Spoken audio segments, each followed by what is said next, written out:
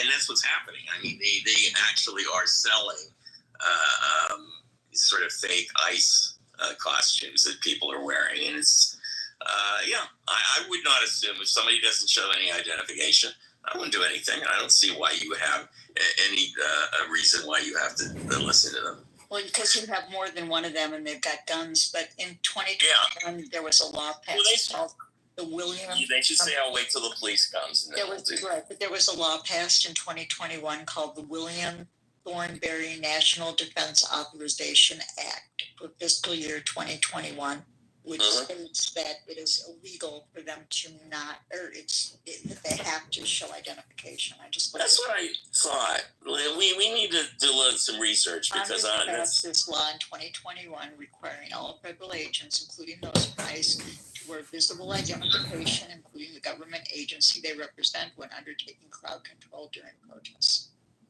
Ooh, that sounds official, Marshall. That sounded like protest. At the very end, the qualifications of protests, not arrests, not apprehensions. So, yeah. Well, this is a big issue. It really is, because that's one of the reasons that's what they're doing on purpose to create fear and to create a provocation. We know what the trick is. Anyway, look who's here. Charlotte's here. Came in the last minute. Elle, did you want to finish up? Did you want to do your closing comment? The only other thing I was going to say was over the weekend I was watching different reels and listening to people talk about this.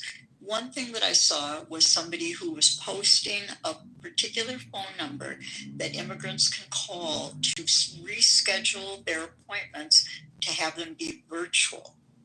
And they wanted everybody to have that number and to let immigrants know so that instead of them having to go down for their appointment and then risk being snatched up, there apparently is a loophole where they can supposedly...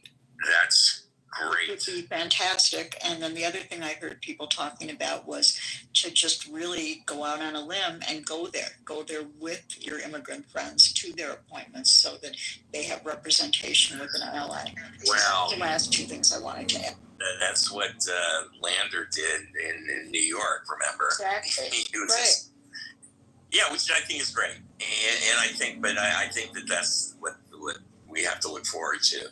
That's what the confrontation is going to be. There'll be confrontations there. There have been people, I think in Minnesota, I saw this, where there were groups of neighborhood people who would get into their SUVs and follow the ICE cars honking to alert people that they're in the neighborhood.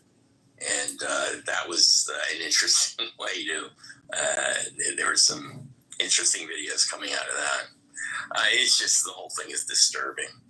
Charla, why don't you say hello and also give us your closing comment, pearls of wisdom? Hi, guys.